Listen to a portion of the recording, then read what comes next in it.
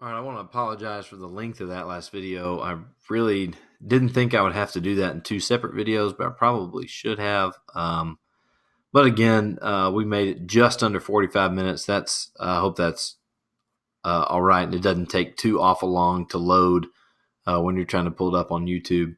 But we might be spending too much time on this issue because I don't know that we'll get to spend this much time on another issue all summer. But I think maybe considering that the laws in Alabama and Georgia have been passed this week, it might be pretty timely that we're spending a little extra time on this issue, because maybe some of the discussions that you have with your family, with your friends, maybe this will kind of help you have a balanced idea or excuse me, some balanced thoughts on abortion. At least I hope so. That's the idea. The idea is to kind of give you all these facts, to give you some of the science, to give you really both sides of the argument. That's what we're about to do here. So we've given you the Christian ethical perspective on abortion. We've talked about what Scripture has to say about it. We talked about kind of the Jewish context of Scripture and what some early Jews obviously after the Hebrew Bible was circulating, but we've talked about the early Jewish perspectives on abortion as well as early Christian perspectives. So we've talked a lot about Christian ethics now. Let's kind of put the top on the discussion here and talk about some arguments for pro-choice, and then we'll give some rebuttals as well. But really what I'm focused on here is not trying to go through this and just take down abortion arguments point by point. What I'm trying to do is bring up the best arguments for pro-choice and then just voice maybe a couple things that we have to think about. That's really what we're going to do with this last video. I have no idea how long this is going to take. It's so much different than teaching this on campus, like in an actual classroom, because we had a lot of discussion and it wasn't just me talking the whole time. So I'm still figuring out these videos, so bear with me, please. All right, so one, a woman has the right to do what she wants with her body. I think if you show that statement by itself to a pro-life person, they'll probably say, well, yeah, like everybody has the right to do what they want with their body, right? Well, to a certain extent, we do. But yeah, I mean, that makes a lot of sense. I think we can all agree on this. Woman has the right to do what she wants with her body. But the question we have to ask is, whose rights are at stake here? Are we putting a woman's rights at risk? Let me tell you how this woman's name is Judith Jarvis Thompson. Here's how she makes the argument, and this is in your book. She compares a woman with an unwanted pregnancy to a person who has been kidnapped in order to provide a life-saving blood transfusion to a world-renowned violinist. Now, why on earth this person has to be a violinist, I don't know. This sounds like a pretty good plot to an action movie, or at least a good opening scene to an action movie anyway. Not trying to make light of this, but it's a little specific, so it might be hard to follow. So just trying to make it easier to read here. So this particular violinist is dying, and the person providing the transfusion is essential to the violinist being able to continue living. So they're going to die without the transfusion. Even though the violinist will die if the person unplugs from the transfusion, Thompson argues that there's no moral obligation for that kidnapped person to continue providing the life-saving service. She then argues that the woman with the unwanted pregnancy has essentially been kidnapped by the fetus and forced to provide a life-saving service by continuing her pregnancy.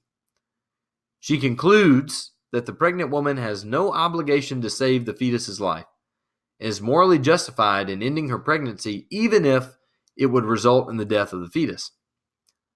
That is, even though the fetus may die, the pregnant woman has no duty to provide aid. In the same way that the person attached to the violinist has no duty to provide aid, even though the violinist will die if the aid is not provided. So the idea is, if you're hooked up to a transfusion machine to save someone's life, you don't have to feel bad for unplugging, because you can be worried about your rights and not the rights of the person that kidnapped you. Well, I think we'd have some questions here, and I think on on a certain level, she makes a good point. But I think her point only applies to people who are pregnant because they're forced to be pregnant. I think there's a difference between someone who is pregnant as the result of non-consensual sex and someone who is pregnant from the result of consensual sex. I think this question of does the fetus kidnap the mother? Well, a fetus doesn't kidnap the mother. A fetus has no say-so in whether or not it's conceived, right? It's not up to the fetus to grab a hold of the mother and say, you have to provide for me. Certainly, in the tragic situation of where a woman is forced to be pregnant, and obviously that's just a really nice politically correct way of saying when a woman is raped and becomes pregnant as a result of that, which is just an awful situation. I think then maybe you can start to apply this argument. We'll talk more about that in a minute, but I think this only applies there because I don't think we can accuse a fetus of kidnapping. Well, I said I wasn't going to try to take down these points, but sorry, I'm going to try to be a little less, I guess, have my bias show a little less as we talk about this. But I've already told you what my bias is, so I don't guess it's a secret. So maybe you can just evaluate what I'm saying as part of the Christian ethical perspective that you can either accept or reject. The idea is I'm trying to give you these things to think about, and then ultimately you'll make up your own mind and either accept this Christian ethical side of things that we're presenting, or you reject it. It's up to you. I'm just trying to give you some things that you need to consider before you make that final decision to accept or reject the Christian ethical or the traditional. There's some Christian perspectives out there now that say abortion is fine in all cases, but the traditional Christian ethical side of things, even all the way back to the first century, is pro-life. And obviously not every aspect of pro-life now, but at least against abortion because of the issue of personhood. So, but the question we have to ask here, or something we really need to consider, is this little point up here, and I really wish I could highlight this without getting this out of presenter mode, but I can't. And I don't even think I can bring up my little, let's see if I can. I know I tried this earlier, but yeah, right here. This idea of whether or not the fetus is its own biological entity. At conception, you've got a fetus as biologically speaking, it's its own entity, right? So yes, we're worried about the rights of a woman. Obviously, nobody is going to want to die on the hill of, hey, women shouldn't have rights and we're trying to oppress women and take away the rights of women. Nobody's arguing for that. Well, if they are, then they obviously, A, they should not be, and B, I haven't heard anybody shouting that we should take away the rights of women. We're all, I think, for the rights of women, but we're also for the rights of this other biological entity, this other body that, in a certain sense, yes, is a part of the woman, but it's not like it's just an arm or a leg, where if a woman decided she wanted to get rid of her arm, she should be able to get rid of her arm if she thinks her life will be better without her arm. Well, that's a totally different discussion than is it okay for her to get rid of this other body within her body? Now, certainly in a manner of speaking, this body is a part of her body and depends on her body for life. But it's also its own body. So have we walked outside of the realm of a woman's rights with her own body? And have we walked into the realm of a woman's rights regarding someone else's body? Because man or woman, none of us have the rights to encroach upon the rights of another person's body, right? We all have the right to our own body, but not to anybody else's. So is the infant's body its own, or is it just an appendage of the woman? If the embryo is already its own genetic entity, then we have some questions to ask here. The next question we need to ask, though, is it ethical to pass laws and policies that restrict certain rights to a person's body? So can we have laws that restrict bodily rights, and can we tell a man and a woman, or a woman, either one, can we tell men and women that there are certain things you can't do with your body? You might, and the outrage sometimes is you cannot tell us what we can and can't do with our bodies. But I think we need to ask the question of what kind of things might we be opening up if there are zero laws about what we do with and to our bodies? What does that do to laws about prostitution? What does that do to laws about drug abuse? We do have laws that restrict the rights of a person to do what they want with their body. If I want to display my body out in, if I want to go to campus tomorrow and display my body for everybody to see, it's my body. I have the right to not clothe it if I want to. Well, I do have the right to do that, but I also have the right to get the right for public indecency, right? So we do have laws and policies that restrict our rights to a person, or that restrict people's rights to their bodies. And obviously we can't have abortion laws regarding men because men are not the one carrying children. So this is not oppressive against women and selective against women because society is biased against women. This is an issue that inherently involves women because men can't get pregnant, biologically speaking. So those are some things we need to think about for the first point. The second point, though, if abortions were made illegal, they'll still happen and they'll be way more dangerous, is really what the second point is, but that's too long to put on the line. The argument is if abortions weren't legal, they'd be happening in back alleys and they'd be way more dangerous and a lot more women would die because the health care would not be very good. But if it's legal, they can get legitimate abortions and it's way less risky. But a question we have to ask here is, does ease of regulation justify immoral behavior? Does ease of regulation shape other laws that have to do with the value of human life? If we define abortion as murder, so maybe this helps here. Even if you're not on the Christian ethical side, I think we've kind of shown why Christians think that way. So maybe you see why Christians now will argue that this is very similar to murder, not to just like uprooting a vegetable out of the ground or something. And maybe if we're on the Christian ethical side of things, we can understand why somebody would view it this way because they don't view an infant the same way that Christians do. So maybe they're not as heartless and as brutal as you might accuse them of being. Maybe it's because they don't share the same convictions with you about the nature of an infant. And I don't think that makes us wrong for us to try to convince people. If this is how immoral would it be if Christians are convinced that defenseless babies are being killed and they didn't say anything about it? Like, couldn't we? I would accuse Christians of being immoral if they were innocent bystanders to the murder of children. I would accuse them for being immoral of that. I would not accuse them for being immoral if they tried to convince or if they spoke out against it because they thought it was immoral. It's not immoral to speak out against things that you think are immoral, right? I think everybody can agree on that. The next argument is unwanted pregnancies create overwhelming financial hardships. And certainly nobody wants to abuse and oppress someone who's already in extreme poverty, right?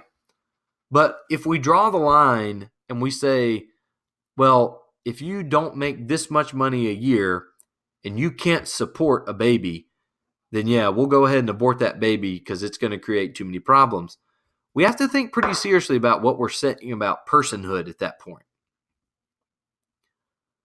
And we need to ask the question of, if we could remove the burden of finances, would abortion be off the table? So it's like finances, is that the real reason that abortion is a problem? Because like we mentioned a moment ago, there are so many groups, there are so many causes out there that remove that burden of financial hardship. So financial hardship can be removed if someone's not too prideful to go seek it. Now, some people are too prideful for that and say, I don't need any help, I can do this on my own, but I can't do this on my own, so my way to do this on my own is to not have the child. But what does that say about the personhood of the poor? Are we saying, well, if you're rich enough to take care of a kid, your child is meaningful and their life is worth living, so we're not going to kill them? But if they're going to be born into a life of poverty anyway, who really cares about them? I mean, how cold and callous does that sound? So we've got to be careful about making this all a matter of money, because if it's a matter of money, then we're literally assigning value to people's life based on how much money their parents make, and I think that would be a pretty big mistake because of what we believe. I don't think that a person's value is determined on how much money their parents make or how much money they make. I don't think the value of a soul is determined by how comfortable the situation you have in life. Also, we got a couple more here. Actually, we have 4 more to go. So the first 3, woman has the right to do what she wants with her body. Absolutely. Abortions they'll happen anyway if they're illegal. They're safer if they're legal. Well, yeah, that might be right, practically speaking, but how does that shape any other laws? Like, is that allowed to influence any other laws we have? Unwanted pregnancies create overwhelming financial hardship, and yes, of course, we don't want to burden and oppress anyone and make their lives just terrible. But is there another solution? Are my only 2 options to have a child and life be ruined for me and for my child, or abort the child? Are those my only 2 options, or is there something else out there? Can somebody help me pay my hospital bills? Can somebody help me with emotional support as well? Can somebody help me raise my child? Can someone take my child and raise my child? Maybe abortion is not the only option. Okay. The next one, though, we should not force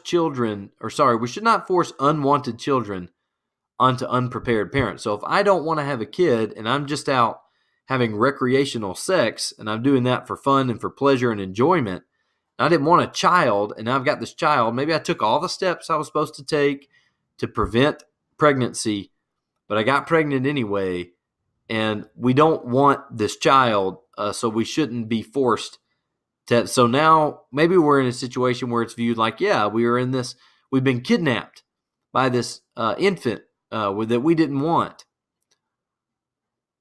Well, now we have to ask, well, does desire determine personhood? So if my parents don't want me, does that make me less of a person?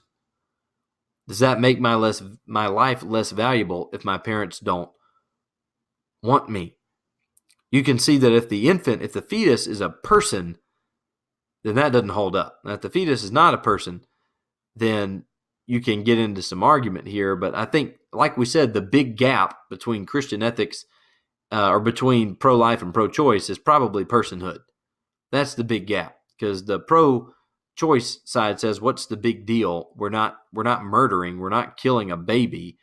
We're killing what's going to develop into a baby. But the Christian ethical side says, no, it's a baby already. It's already a person. And I think everybody can agree that if it's already a person, we shouldn't kill it. But at what point does the infant have the right to the care of the parents? Let's take this a little bit further. Let's say I have a child and it's like 2 days after birth and I decide I don't want that child anymore. And I pack up and go on a trip and leave my child at home and I'm gone for 2 weeks. What's going to happen to that child? Well, the child's going to pass. The child's going to die. And as the parent, I'll be put in prison for for murder by negligence. So our laws teach that a baby has the right to the care of their parents. If a person has a baby, they're obligated by the law to take care of their children. The question is, at what point does that start? That's a question you got to answer for yourself. Another argument though, society should not force women to bring severely handicapped women or children into the world. I don't really know. This one's in the book. I really hope there's not anybody out there that's seriously arguing this. And again, I tried to be unbiased. Maybe I should stop and re-record this video. I don't know if anybody's out there actually arguing this one. because I don't think we want to say that a person's health determines personhood.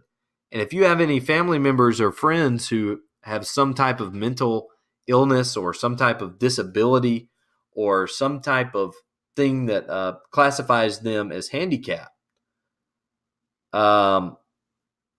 I don't think you'd be comfortable with someone telling you they're not much of a person, so if they die, you shouldn't be sad about it because what kind of life did they have anyway? And I don't know that we really even need to say much more about that one. The next one, society should not force women sexually assaulted to continue their pregnancies. Now, these last two here are the exceptions, not the rules. I think everybody would give pause to cases of rape. I think everyone would be very sympathetic to women who were pregnant against their will, just because rape in and of itself is so terrible and traumatic. And then to have to deal with, not only do you have to deal with the emotional fallout from that, but you have to you're giving this baby while the man who raped you is free, or he's hopefully rotting in a cell somewhere, but he has no obligation and he can't help you take care of your child probably. I think all of our hearts should be nothing but just beyond compassionate for such a tragic, awful thing.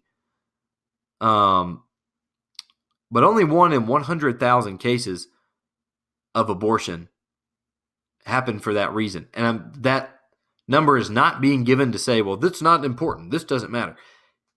1 in 100,000 women being raped is way too many.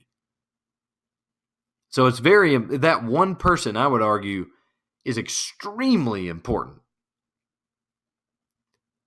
But when we try to say that we should legalize abortion for all the people who have children through unwanted or forced pregnancies, now we're trying to make a law based on the exception to the law. So our law isn't maybe necessarily made. Why don't we have a law in place for this specifically? Whereas that's in the past how things were. If you were sexually assaulted, or if your life was at risk, abortions were in some cases permitted for number 6 here, and in all cases for the 7th one. But the question we can ask, this is a hard question to ask. It's an opinion question. 6B here. Is abortion really the best solution in the long run? So there's countless stories of women, and I'm not going to say much here because I'm a man, and I can talk about this academically from like X and a X's and O's standpoint. But you'd probably be a lot better off to listen to someone who's maybe more close to this issue than to me. But I've heard some stories from women who are close to this issue and who have been sexually assaulted, got pregnant, and then in their grief had their child aborted. And the grief and guilt from that made the situation exponentially worse. Because now they were struggling with the fallout from the rape, and they were struggling with the guilt from the abortion. So I think we have to ask, is abortion really the best solution? Is it the only solution? No. Obviously, adoption is a solution. And I don't mean to say like, well, it's no big deal. Just go ahead and have your kid and go on your merry way. I'm not trying to say that. What I am saying, is it worth the difficulty of those 9 months of carrying that child and having a constant daily reminder of the horrible thing that happened to you? Are those 9 months of difficulty going to lead to the best solution in the long run, to where somebody might have a clear conscience? And that's very subjective. So that depends on your perspective. The last one here, what if the mother's life is at risk? Only 7% of abortions that happen now take place for this reason. So that means you've got 7.001 or 0001, not a mathematician, but you've got around 7% of abortions taking place for a risk of life and rape. So that gives you pretty close to 93% of abortions are done for the larger definition of health of the mother. The common reasons are, I just wasn't planning this. I wasn't ready for it. I don't want to have to drop out of high school. I don't want to have to drop out of college. My family situation can't sustain this. We can't care for a child. Those are the most common reasons. But right here on number 7, though, even in Jewish and Christian history, even the Christian ethical side of things that we saw earlier, if a mother's life is in danger, the mother's life takes priority in those tragic situations. But it's never done in the sense of, well, the embryo's life doesn't matter. So let's save the woman. It's always done to where, isn't this such a tragic scenario to where either both the mother and the child are going to die, or just the child is going to die? What a terrible tragedy. But in those situations, the mother's life is the one preserved. But you hear stories today about women who are told that they'll die in birth, and they have their children anyway. And some of them survive and some of them don't. But their children go on to be very thankful for their mothers risking literally the ultimate price for them. And that's where we're going to cap our discussion on abortion. The next video is going to be on reproductive tech. But the last thing, I did make a note, and I do want to say this. I think from the Christian ethical side of things, we'd be a lot more well-suited if we treated people who are going through these situations with compassion and kindness. And instead of just shouting and wanting to be right about things, if we were more compassionate and just trying to honestly show truth in a compassionate and loving way, then I think I don't know that the pro-life side will be thought of in such with such a bad reputation today. But that also goes for the other side too. So if you're pro-choice, I think kindness and patience should be what characterize these discussions. So I hope in our discussion boards, that'll be what characterizes your thoughts. So I'm not in any way saying that Christians should back off of their beliefs in abortion to placate the people around them in the name of political correctness at all. We do, I think as Christians, we do. I mean, we're called to reflect the character of God. We're certainly called to follow the scriptures. And I think we're pointed definitely in a direction of personhood begins at conception. And so abortion should not be accepted by Christians. I believe that, and I'll stand for that. I obviously have in this class, but I also understand that this issue is not just an issue on paper. There are real people involved in this, and we learn from Scripture that we should be teaching the truth in love, and that's what I plan to do, and I hope that's what I've tried to do here, teaching the truth of the Christian ethical side of things, at least. But I might not have done a good job of that. I might have got and I've got 2 kids of my own, and when I'm going through this, you got to understand I'm thinking about my kids and how I would feel if they weren't given the chance to live. So if I didn't do the best job of presenting this in a loving and patient way, I hope you'll let me know and give me some advice for the future. But that's where we're going to end our discussion on abortion. For the videos, we'll probably continue to have discussion on our discussion board, but we'll come back and talk about reproductive tech in the next video.